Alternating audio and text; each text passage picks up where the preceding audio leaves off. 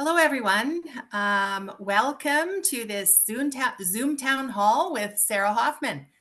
I'm Luann Metz. I'm the MLA for Calgary Varsity, and I will be your moderator for this evening. I want to let you know we had hundreds of people that RSVP'd that they intended to attend or drop in to this event this evening. I'm going to ask Sarah to do our land acknowledgement, and then I'm going to come back and tell you a little bit more about the event. Thanks so much, Luann, and thank you all for joining us tonight. This is obviously a very busy season. I'm glad there isn't a hockey game tonight, but I'm so excited for the next round and for us to be able to engage in the finals for the Stanley Cup. In terms of the land acknowledgement, I recognize that I'm here on Treaty 6 territory. I'm in Edmonton, and Luann's in Treaty 7 in Calgary. And of course, we have many party members in Northern Alberta. I grew up in Treaty 8. And we really honor the fact that we are here and have been welcomed by First Nations, Métis, and Inuit people who've taken care of this place for many, many generations, and that we are committed to a treaty that puts us in partnership as long as the sun shines, the grass grows, and the river flows. And I imagine that we will talk about some of those things tonight. Thank you. Thank you, Sarah.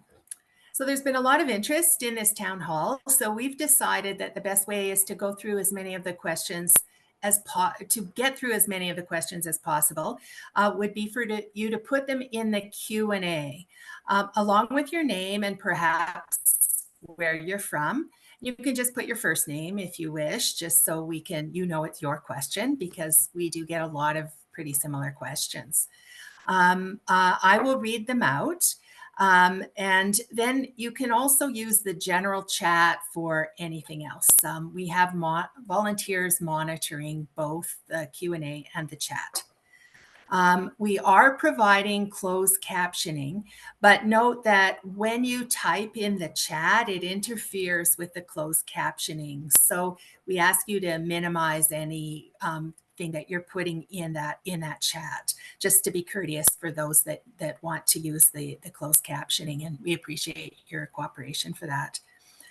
This meeting will be conducted under the terms of the Alberta NDP Anti-Harassment Code of Conduct, which is found on the party website at albertandp.ca. So now I'm really pleased to introduce my friend and colleague, Sarah Hoffman, MLA for Edmonton Glenora, and honestly, the best health minister that we ever had in this province. And I heard that again and again and again. And through my role as a physician, as a researcher, as a representative at the Alberta Medical Association, that was a very, very common theme. So I just wanted to give you the few opening remarks there. And now we're going to get right to the questions. And once again, put them in the Q&A. And I do have a couple that came in ahead of time that I'm going to start with while you're putting your questions in. This first one is from Carol. Her question is there anything we can do legally to stop the UCP from rushing through all these changes, including changing our provincial voting day by 6 months? I'm so afraid that they will have done so much damage to our province before the next election. Thanks, Carol. I'll start by saying that when you win an election, you can do a lot of things. And that's what the UCP is absolutely demonstrating. And sadly, we knew that a number of these things were going to come up. We didn't know specifically about changing election dates, but we knew that they were probably going to mess with the CPP. And we talked about that during the election, and they said, no, we're not. And then, of course, as soon as the election was done, they brought it up again. They've definitely shown a lot of disrespect to local elections and local democracy. That was foreshadowed as well.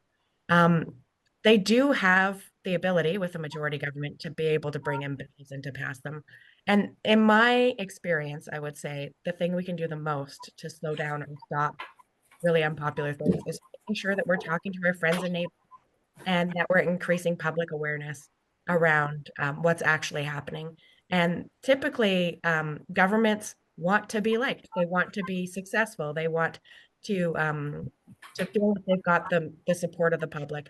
Obviously, that's not the case on many of these bills right now, and it seems like they're really spending a lot of time focused on getting ready for the current premier's leadership review.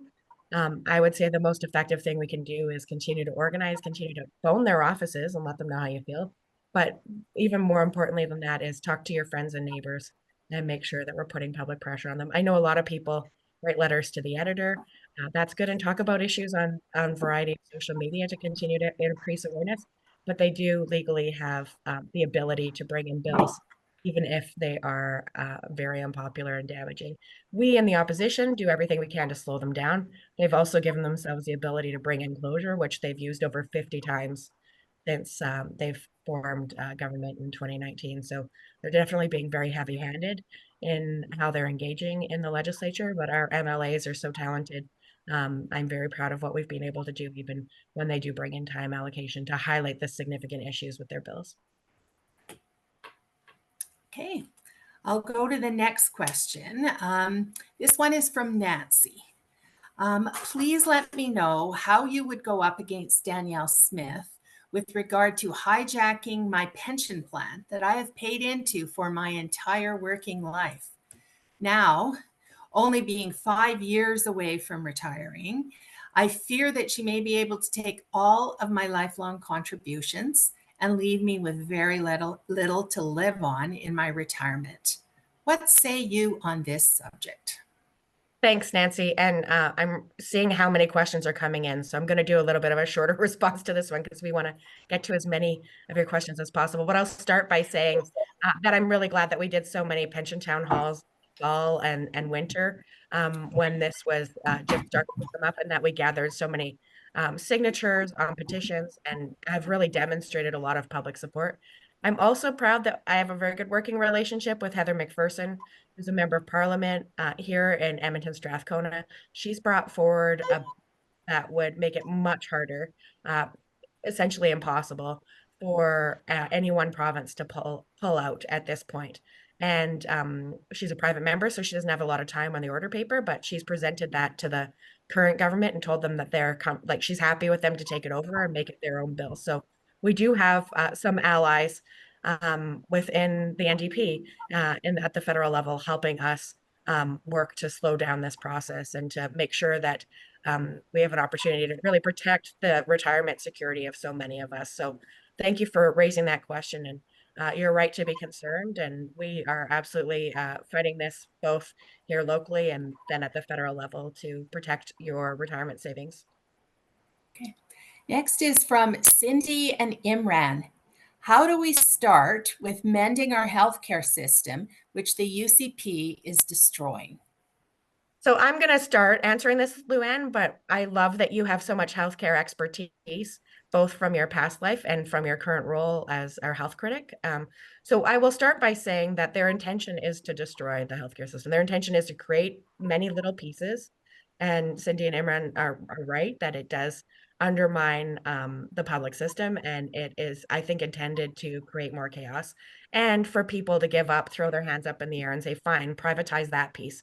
Maybe if they privatize that piece, then other parts will get better. That's always their agenda, is to find ways to undermine public services. And we've seen it over and over again with healthcare. So yeah, I was at the Enough is Enough rally with Luann in Calgary about a week ago, and there were so many people there. It happened in many places across Alberta. And yeah, definitely pushing back, talking to healthcare providers to get their opinions about it. I know when I talk to anybody who says they're a healthcare worker, they have lots of concerns that they're raising about this. Even today, one that I hadn't heard before was around health inspectors and where they fit into the new org chart and the chaos that's ensued. So Luann, what else do you want to offer on that, please? Well, we know that there are things that we've done before that work well, that can move things along.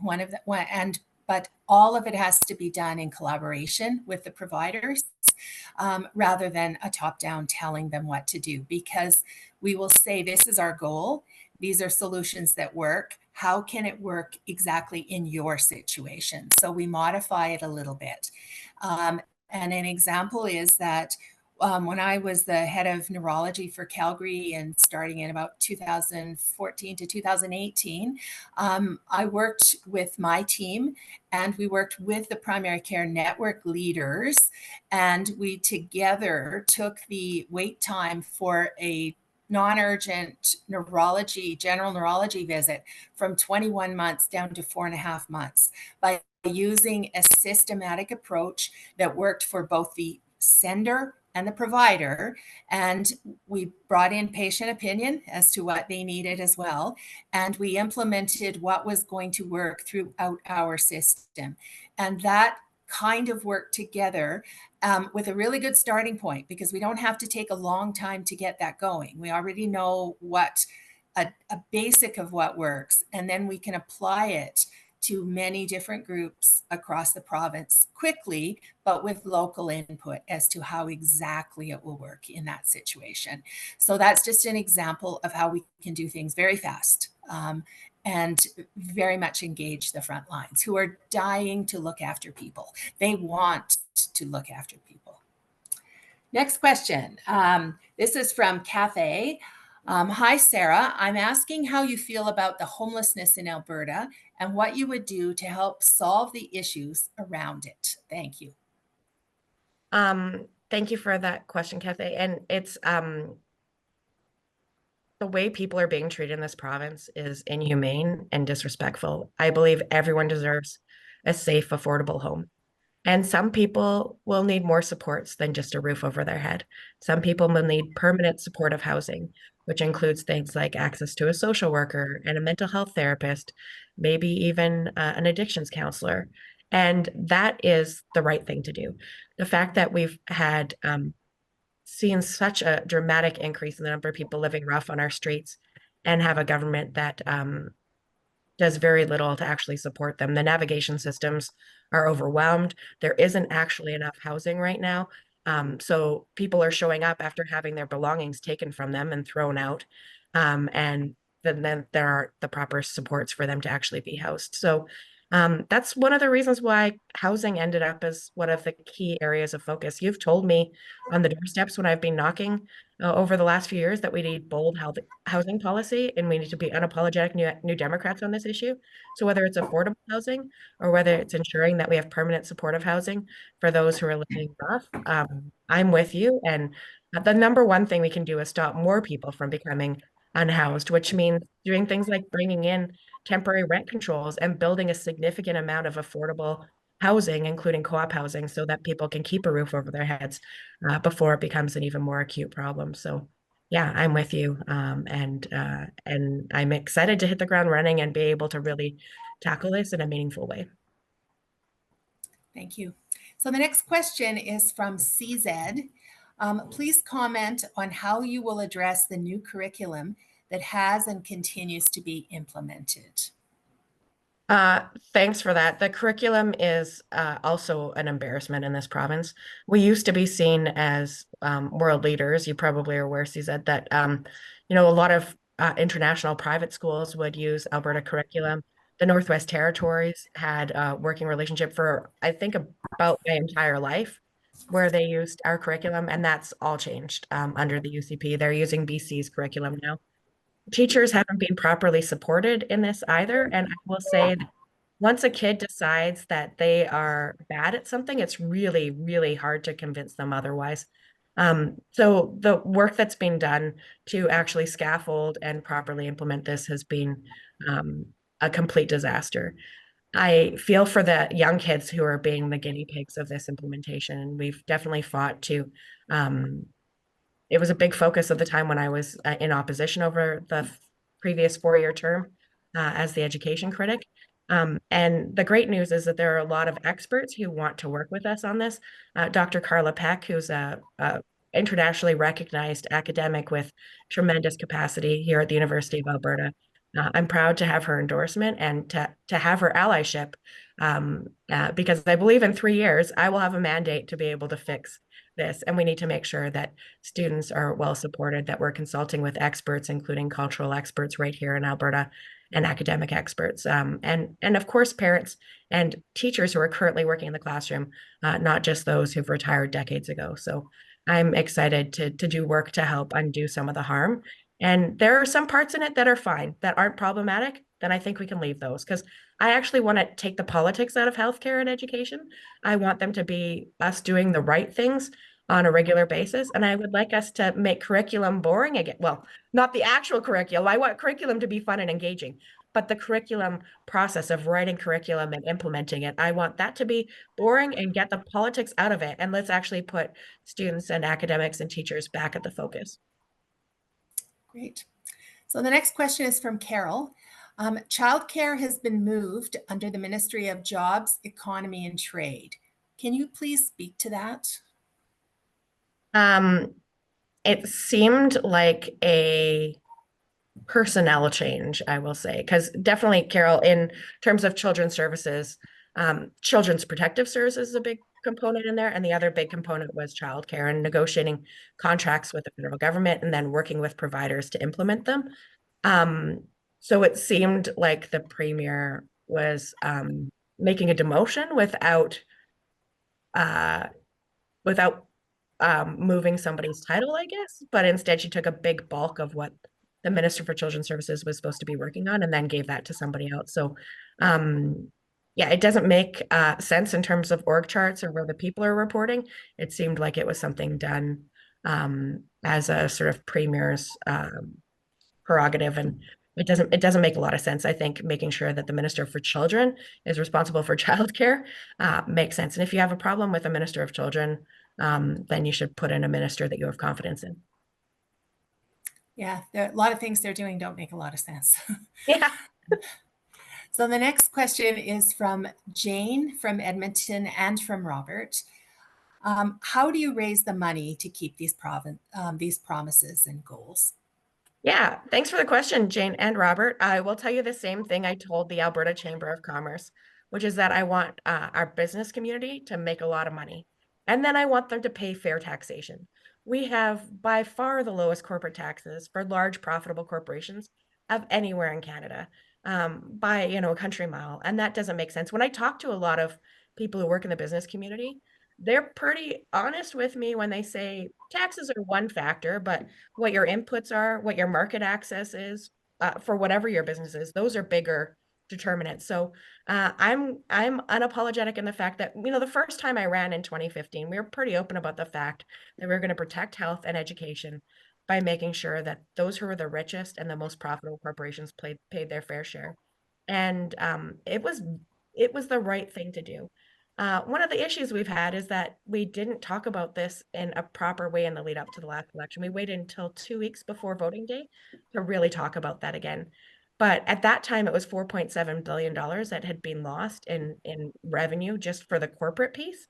And it would be even more now because the UCP, of course, has rolled back taxes even further from where they were um, when they first rolled them back. So there's many opportunities for us to have fair taxation, to have a strong economy, and to use that revenue to support great healthcare and education. And I will also say, when I was a health minister, we found lots of savings within the system. And I'll give you one very small example, and I didn't even ask for this one, but we, sat down at the table with doctors, opened the books, and said, okay, help us figure out how we're going to make this work because oil revenue, we were down to $27 a barrel there for a while, and we didn't have that income that physicians were used to. And one of the things that they said to me is, well, we don't have a retention problem right now, so having a retention bonus doesn't really make sense. They were entitled to it. They negotiated it, but they would rather invest that back in the system and help us design programs and other ways to find efficiencies so that that money could go further than having a bonus put into each individual's pocket. So those types of initiatives, I think there are many of them out there that when we show trust and respect, that people will step up and help us find more solutions. So there's ways that we can address cost pressures, but we also need more revenue. And one of the ways that I'm going to do that is by making sure that large profitable corporations pay their fair share.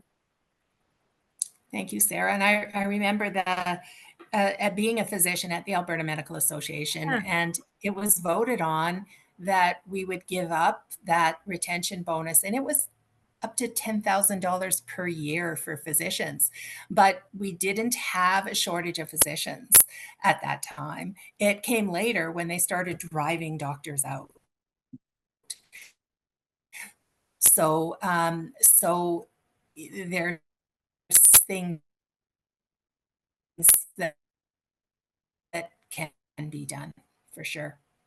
The next question is from Rick. Is the cheapest way to tackle propose a cap and trade system? Yeah, thanks so much, Ricky. And I'll be very frank that I talked to many folks who are experts in the field, some who've worked in the public service and designed different models.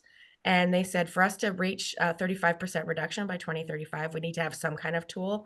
And cap and trade is certainly a departure from what we've had here for the last several years around a consumer-based carbon tax.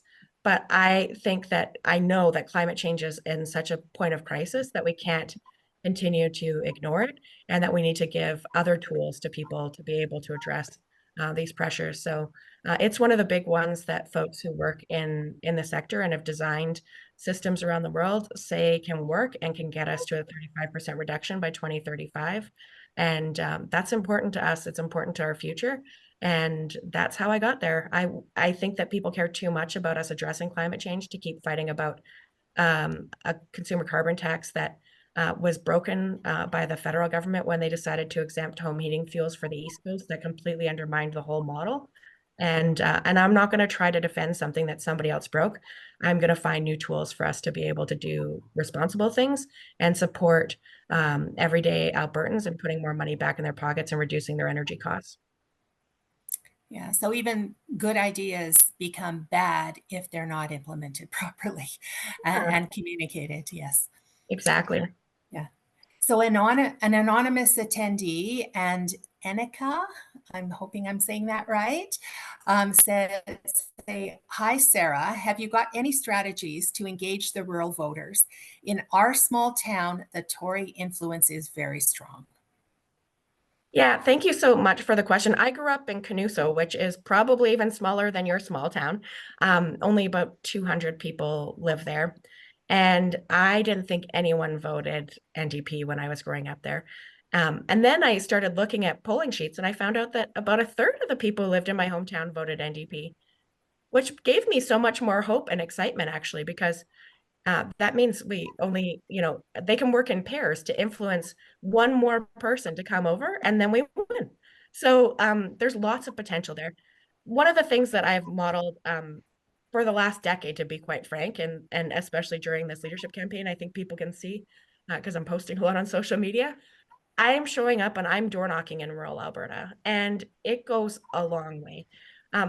There's one rural riding that we did win in the last provincial election, and that was Banff Kananaskis. And I'm so proud that I did work with their volunteers in the lead up to that election over a long period of time. They were technically my buddy riding, where each incumbent MLA was paired up with one other riding to work with. And we had a fantastic contested nomination there. Sarah Al-Maliki became our candidate. I went out and I door knocked with her in Banff Kananaskis and with other volunteers, and they did a great job. They ran a wonderful campaign, and that seat is one rural seat that we did win. But we need to win more. I did quite a bit of work with the Morinville St. Albert riding, and we got 45% in that rural riding. And I'm so proud that the manager for that riding is managing my provincial campaign, Erica Bullwinkle, and she knows that we need to win those kinds of seats. And she's behind me, and I'm very excited to say that I'm going to keep showing up in those ridings and building more inroads. I've done candidate search for the last several elections and was the MLA lead on it. And I'm excited for us to hit the ground running. The only good thing about Danielle Smith messing with election dates is that we have a few more months to make sure that we're even more ready for the provincial election. And we're going to need the time in some of those rural ridings to really run an amazing campaign. But showing up is a big part of it. So when we had a forum in Athabasca one day and then a forum in Grand Prairie the next day, rather than, driving there in a straight shot or, driving to Edmonton and then flying there, I drove from Athabasca and I stopped in Slave Lake and High Prairie and Canuso and Jussard along the way and talked to voters and was door knocking along that path. And then on the way back from Grand Prairie to Edmonton, I stopped in Whitecourt and in Barhead and door knocked with the person who'd been the candidate there the last time. It was so good for me, and it was so good to get a chance to connect with members in those communities as well. Good. Next question is Adam from Calgary. With Danielle Smith breaking her first promise of a tax break for Albertans, I'd like to ask what benefits you are going to do for people who identify as single. Most tax benefits are designed for families, and single divorced widow make up 40% or more of the population. We single people need help economically. Thanks, Adam. I really appreciate the question. And I will say that one of the biggest financial pressures for any Albertan is the cost of housing. And that's one of the reasons why this has been a key focus for me in addressing affordability right across the province. We used to be leaders in the 70s and the early 80s. We built tons of public housing here in Alberta and worked with the federal government to get more grants and things for first-time homebuyers programs, which doesn't matter if you're single or partnered. If you want to be able to buy a home, it should be affordable. The great news is that we have a bank here in Alberta that is publicly owned through the Treasury branch. So that's great news, and we can do more incentives there too for people who are interested in buying homes. But building co-op housing, building permanent supportive housing, as I mentioned, but also making sure that for a variety of different points in time in people's lives, student housing, seniors housing, a lot of it's designed for single folks, and that we're investing in those areas. So rather than giving you, a dollar a day through a tax cut, which, um, you know, um, I won't say won't make a difference, but I will say those $350 pooled collectively works out to about $2 billion. And that builds a ton of affordable housing that can be used to address people's financial pressures in a much more meaningful way. I believe in the power of working collectively to support one another. Thank you. The next question is from Candy. If you're elected as leader, how will you embrace and utilize the other candidates who have run in this election? I am very impressed with each candidate's skills that they bring to the NDP party.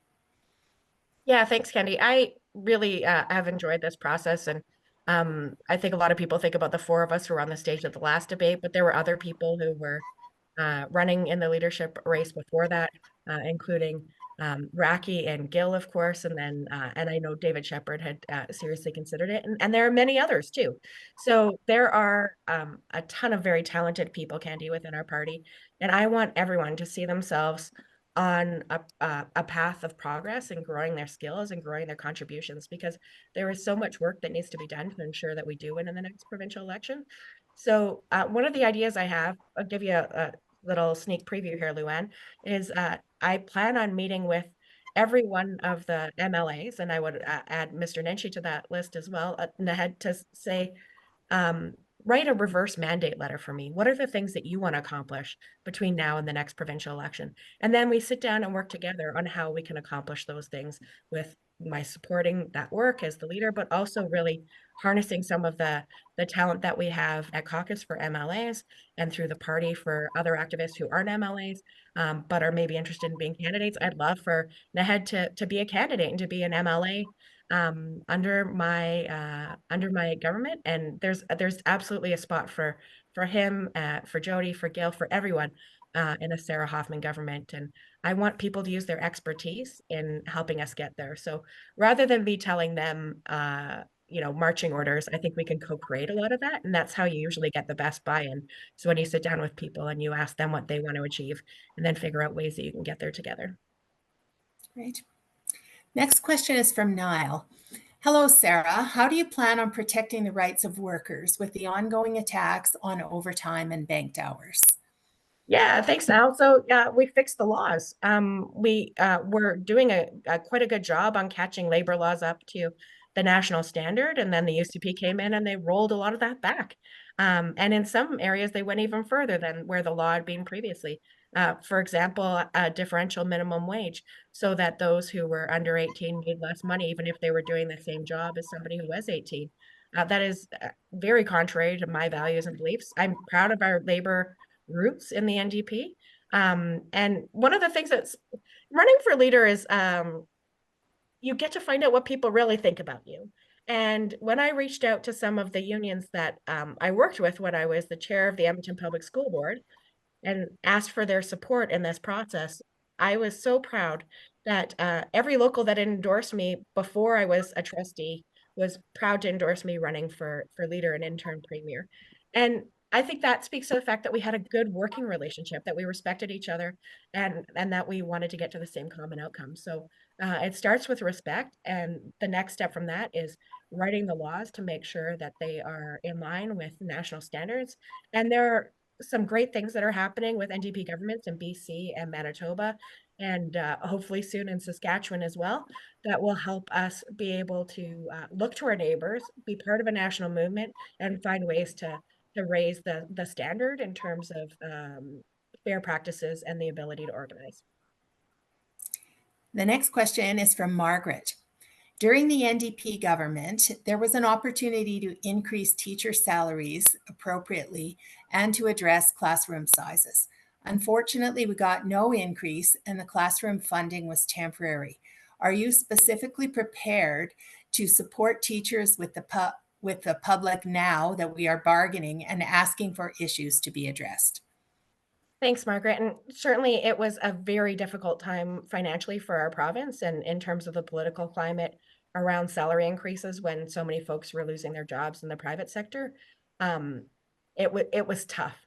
And what our commitment was to protect jobs of teachers, support staff, making sure that we provided stability for education, that we funded every new student who showed up in school. That hasn't been the case under the current government. And we absolutely need to play catch up on salaries, especially for support staff. There are full-time educational assistants who are making $30,000 a year. That's not a living wage anywhere in this province. And it's not okay for us to say, you have to do this incredibly important work of keeping kids safe, keeping them supported at school, and we're not going to pay you enough to be able to buy groceries or pay your rent. So, Margaret, I'm with you on making sure that we address compensation. And then the other part is we need to drive down the cost of living. And that is why, surprise, surprise, affordable housing is such an important part of that, to make sure that we drive down the cost of living while increasing salaries. Okay. The next question is from Dawn. You are running on three main planks: housing, climate, and healthcare, which are all very important. I have heard from a member of our constituency association that your focus is too narrow. Could you speak to that criticism, please? Thanks, Don. My background is as a teacher, and one of the things that I learned is that if you try to talk about too many things, people won't remember any of them. So obviously, I care a lot about education. I have a background in education. I was a teacher. I was on the Edmonton Public School Board. There's many things I want to do on education. There's many things I want to do on other files as well, including human rights. But if you aren't focused on a few things, then people don't remember any of the things that you're doing. So the other thing I'll say is that I've heard about these three key pillars on the doorsteps from so many Albertans, including party members, but folks in the ridings that we lost by, just this much. There were people who said if we would do something on affordable housing, if we actually bring in temporary rent control, they'd be motivated to vote for us. But they were too busy and stressed about working three jobs to make it a priority for them to go vote, even though they were legally entitled to time off work. I know all those arguments. I want them to be excited and inspired. 1.2 million Albertans didn't bother to vote in the last provincial election. We only lost by 1,300 votes. So we can do a lot to inspire and motivate people if we stay focused. When you look at where we win NDP governments, it's usually focusing on one or two issues during a campaign, and I'm proposing up to three based on my educational background, and also chat that I had with a United Church minister in Lethbridge who said you have to do it. You have to pick a few key things as your key focus, and of course you address other issues like labor, like human rights. But the reason why I've landed on these three key things is because I want people to remember them, and I want them to know that I'm going to take meaningful action on these areas in particular. And so, for example, if you look at what happened in Manitoba, Wab Kinew spent 3.5 years focused on healthcare and ran a provincial election on healthcare. Obviously, he's doing lots of important governing in other areas and talked about other things when asked. But every day in the media, he was talking about healthcare. And Manitobans were like, you know what? He really does care about this. He's going to fix it. And we can vote for it because we trust him to take serious action on the thing that's most important to them. So they're often in an election strategy, you have to focus in on one, two, or three things, and I want to make sure we win. And that's why I'm following strategies that help us win, and also things that I've heard from members being the most important right now. So, Sarah, what steps will you take to protect the eastern slopes and the headwaters from resource extraction and ensure a safe water source for southern Alberta? Thanks so much for that question. Absolutely, banning coal mining is number one, the Eastern Slopes, but we don't need to mine coal anymore in Alberta. There are many other ways that we can harness energy. Getting rid of the ban on wind and solar projects would be a great start. And in terms of the headwaters, that's one of the best ways for natural carbon capture and storage that happens through having strong headwaters. So um, I am committed to working with Albertans to protect our eastern slopes, and thank you for the question. So, Susan is asking, how would you, as a leader of the provincial NDP, galvanize your caucus? What steps would you take? How would you lead in the legislature? Thanks, Susan, for the question. Um, I love the opportunity to bring a team together and to work to something collectively. And I have been very proud of the fact that my values as a collectivist mean that we all need to shine for us to be successful as individuals. We need to be successful as a team. So I would take some of those strategies that I learned in education and I learned through my time being chair of a school board and minister of an incredibly large ministry to help people use their individual talents to help be successful. And that piece around having a reverse mandate letter, that's a big part of it, is like saying to people straight up, I want you to be successful. So what does that look like for you? And I'm very excited that I am confident. I've gotten to know our caucus very well. They won't hold back as individuals. They'll put their hard work in and they want to share their talents. And I do too. So yeah, we have so many expertise, and really leaning into who we are as experts, I think will make us a much the best opposition caucus and then the best government in Canada. Okay, the next is a two-part question. Betsy asks, as leader, how would you reach out to working class people we have not yet reached effectively? As premier, how would you work with public employees unions? And the second part is from Brenda. Public sector wages and benefits. Where do you stand? And do you believe in a public private system? So, should I go back? The first part is, Uh, how would you reach out to the working class people that we haven't reached effectively? Thanks, Betsy. And I'm really glad that Gil talked about that a lot in his time when he was in the campaign. And I've reached out to Gil and said I've got plans for him to be busy helping me do this work after the leadership is done too. I have been going to union halls and other places, but making sure that we're accessible, that we're out in the community, and that we're listening to what working class people are talking about. That's again why housing is so key, because so many people have talked to me about not being able to afford to pay their rents. But listening to what they think the key problems are and working with other partners who think that they have new strategies that we can use to reach in and get to know people. I had a lot of fun selling memberships at union halls, for example, in this leadership race, and getting to know both retired members and active members in some of the different trades we have here in Alberta. And in terms of public sector wages and benefits, I believe in a public system. I believe that it should be negotiated in good faith, and that whoever the leader of the Labour Party, the Alberta NDP is, should respect the history around collective bargaining and the benefits that it can bring to all of us in our society. So I'm I believe in a mixed market economy in terms of like not everything in society should be publicly owned and operated, but I think things like healthcare and education that want public funding should be public institutions and get that way. So I think that's a little bit of what your question was getting at there, Brenda. The next question is from Steve. What has happened to agricultural support in this province? Agriculture is very rarely mentioned by any government, yet it is still the farmer who feeds the people. Well, I'm the third largest employer in Alberta's economy as well. Number one is oil and gas. Number number 2 is agriculture, actually. Number 3 is forestry. So second largest sector of our economy, incredibly important. Working with those who are our operating farms to make sure that we are putting in the right supports for them is important, and spending time recruiting. One of the candidates who came so close last time was Karen Shaw. She's a farmer, mixed farm, I think primarily beef, just north of the city here. And I'm excited to, I gave her a hug after the debate on the weekend, and to still work with people like her. And then Landon's another person who was a candidate in Barhead, who's an active farmer, making sure that we're working with the working people who share our values and want to make sure that they grow a strong agricultural sector for all of us. Mandy Melnick was one of the founding members of the Rural Caucus in our party. She runs an amazing co-op northeast of the city here. There are a lot of people in agriculture who are engaged in our party, are proposing policies, and you're probably right. We need to talk about it a little bit more there, Steve. Thank you. The next question is from Danielle. What are you going to do to help stop Danielle Smith's anti-union legislation actions?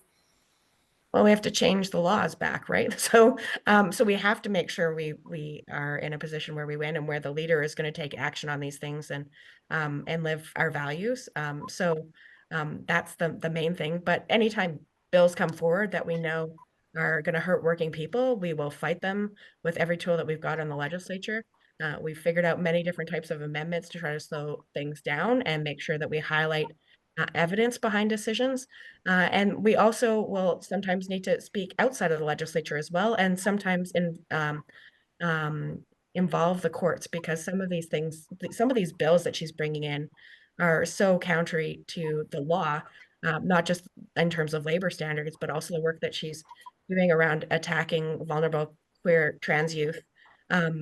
We know that groups like A Gal and Stepping Stone are creating a legal fund to be able to fight these in court, and they'll need it. So I'm, as an individual, happy to donate to those types of organizations and find ways that we can support them in doing their important work too. Okay. The next question is from Annika. What are your plans to bring justice that will include financial fairness to all people on AISH who are also citizens of Alberta? And I apologize if I'm saying your name wrong, Annika. Yeah, so AISH is, anyone who's living on AISH knows how hard it is to make their monthly bills meet the money that they've got coming in every month. It is poverty compensation, essentially. So making sure that we increase AISH payments, but not just so that you can give more money to large corporate landlords, but so that you can have a better quality of life and keep some of that money in your pocket, is incredibly important to anyone who is living on AISH, and anyone who loves anyone who's living on AISH, or anyone who cares about their neighbors and wants them to be able to live with dignity. So making sure that we're building co-op and affordable housing to drive down the costs for ordinary folks, and that. So one of the ideas around building housing that I am proposing is that we do have public land within many urban centers that's not being used right now. So whether it's a school site that was never had a school built on it, or maybe land that was saved for further development down the road by a municipality, I want to work with these municipalities or with these school boards to release some of that land, and on those land sites ensure that we can do it with development too, with developers. A third of the housing can be at market rate, but a third needs to be below market, and a third needs to be affordable, tied to income housing. And that affordable tied to income would be targeted around people who are living on AISH, or people who have fixed income pensions, so that they can live in great communities where they're well supported and living in beautiful homes where they feel safe, and that it's affordable. So making sure that we invest in this piece. I know I probably sound like a broken record, but honestly, housing is so broken in Alberta right now that we need a future premier who's going to be a broken record on coming up with solutions and then putting them forward and being propositional. Jack always talked about how his job was to oppose, but our job was to propose. And as New Democrats, we got so many great ideas and so many experts that we have an opportunity to really unleash that talent. Okay, I'm just going to let everybody know it's 7:45. So we still have lots of questions we're going to be getting through, but we won't be able to take many more. So the next question is from Kelly. What steps will you take to manage water resources during periods of drought and flooding? Yeah, thanks, Kelly. And number one, the way water licenses have been allocated in this province, it's been whoever had the deepest pockets and got to the front of the line first, and that's who got to have access to water. We need to recalibrate the system so that it's human need number one, crops number two, livestock number three, and then industry number four. And when we don't have enough for everybody, we need to make sure that humans are taken care of first. So working to reallocate water licenses in a way that reflects um, human need and human rights needs to be the focus, and especially during drought and flooding periods. But one of the great things about having been a minister before is that I know that we have tons of experts on how to implement those policies. Um, so sitting down and talking about your values, you can work with the experts to make sure that you come up with the right tools to be able to address them during those specific instances of drought and flood that you highlight, Kelly. Thank you.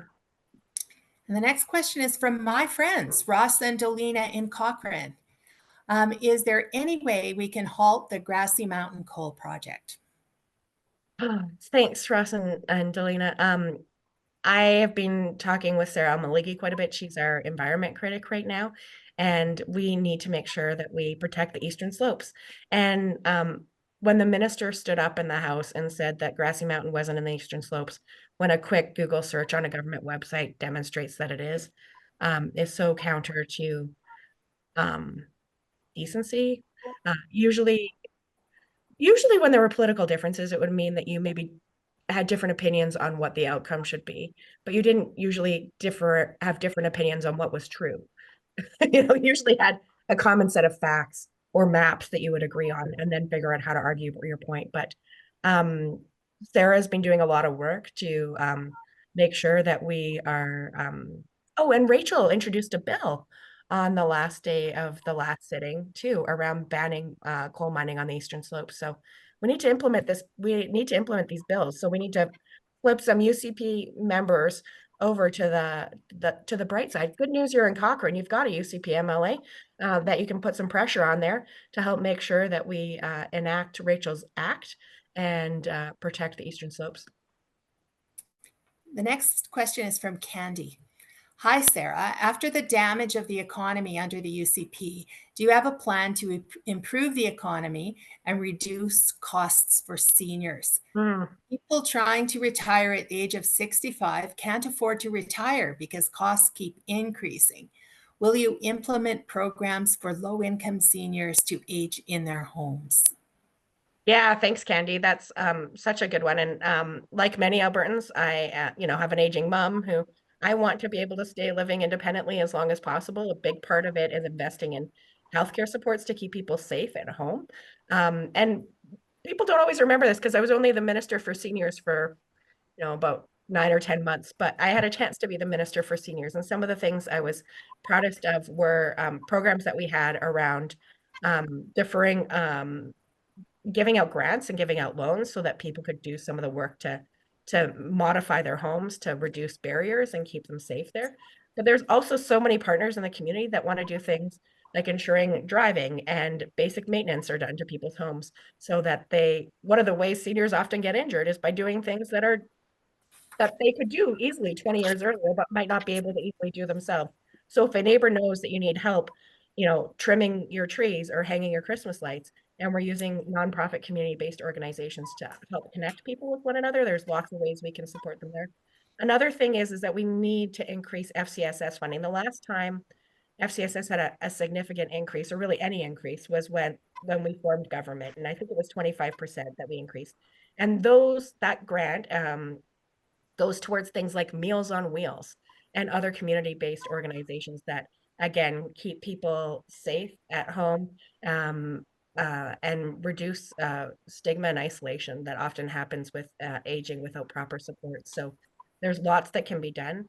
And the other piece is building more affordable housing in communities where people have been living so that they can stay connected to one another as well. So I know when my grandma needed to move, she wanted to be able to have the same hairdresser, go to the same church. Like those were some of the things that were most important to her when it really wasn't safe to be in a home anymore.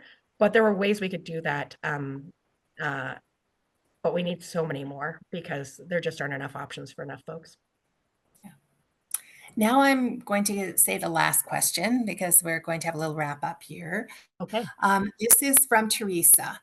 Would you implement media literacy in classrooms to help combat disinformation and misinformation? Teresa, we need to. It's you know, I'm thinking about Donald Trump talking about fake news. And when he was talking about it, he was usually talking about the real news being fake and trying to lose people's confidence in it. And people have jumped on that. We're not going to get away from social media being one of the main ways people get their information. It absolutely is and will probably continue to be for the foreseeable future. But we know that somewhere between 20 and 40% of what's out there isn't true. So we need to give students and in turn their families the ability to be able to think critically, interpret information, do their own probing to see, does this actually make sense? And it is in the public interest, and it absolutely belongs in curriculum, and it belongs probably in a bigger public service way too for folks.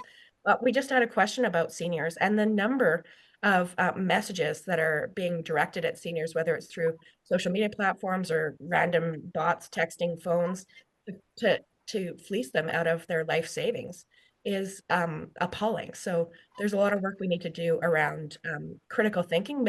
Media literacy as a piece of that, but also critical thinking in absence of having media, because so much of the traditional media that we had is gone now, and we're really seeing a lot of people self-reporting and in turn sharing things that aren't accurate. So yes, and thank you for asking that important question. So now we're going to do a wrap up. I just want to thank all of you so much for attending here this evening. Um, and certainly, if you have any other questions, please go to Sarah's website where you can look at her policies, which is, Sarah, can you tell us the name of that? SarahHoffman.ca. So SarahHoffman.ca. Okay. And then, Sarah, do you have any words that you want to finish up with tonight? Yeah, thank you, Luann, for facilitating this conversation tonight, and so many of you for joining us. You might have seen I've got a little bit of a sniffle and a little bit of a cough, so being able to still connect with you through Zoom and socials is fantastic. And thank you for your questions. I'm sorry we can get to all of them tonight, but I'm so glad that you did ask them. I'm not sure if everyone got a chance to see the debate on the weekend, but I want to tell you that I love winning. You probably have figured that out a little bit about me. I talk about the 5 electoral wins I've had. But before that, when I was a kid, I went to provincials multiple times for things like volleyball and badminton and swimming. And I'm a competitor and I like being able to compete. But why I like winning elections is because it's so much more than that. It is about being able to enact meaningful change that makes a difference in people's lives. And we deserve that. We deserve to not just win, we will win the next provincial election. I have never been more confident about that. We were only 1,300 votes away this last time. One of the ways we're going to win, though, we can't run the same campaign we've already run 2 times and expect different results. We need to offer more bold, exciting policies, especially on the issues that are biggest in people's lives: health, climate, and housing. So I want to do more than just win. I want to win to do something to make sure that we can enact positive change, that we can undo the harm, and that we can do great things for one another. As you probably gathered, running election campaigns is a lot of work, and it's also very expensive. So if you're in a position to be able to give a little bit to help us make sure that we get our word out to more folks over the next 3 weeks, we'd really appreciate it. Again, through sarahhoffman.ca, there's an opportunity to donate. Or if you want to come to my annual fundraiser here in Edmonton, it's a lobster fest. It's a lot of fun. June 15th is the day that we're hosting it here in Edmonton, and it's a great event. There's tickets for sale through our website as well. And if you are a party member, you've already got your ballot, which is great. So please, if you haven't voted yet, after you hang up on this Zoom, go to the website. It's spelled out pretty clearly in the voting package. And please vote for me. Put a number 1 by Sarah Hoffman, and you will not regret it. I will make you proud as our leader and as the next premier here in Alberta. So thank you all so much for joining us tonight. And thank you again, Luann, for hosting. Thank you. Thank you. So get your vote out there. I did mine. I mailed it in already because I got it last week and I wanted it done. Yeah. Sarah, number 1. Thank you. And So, I voted online yesterday, and it was also very easy. So, and I talked to somebody who did it over the phone yesterday as well. So we're definitely trying to make it as easy as possible for people to vote. So thanks for doing your part, Luann. yeah, do it early. Okay. Thank you, everyone, and have a good evening.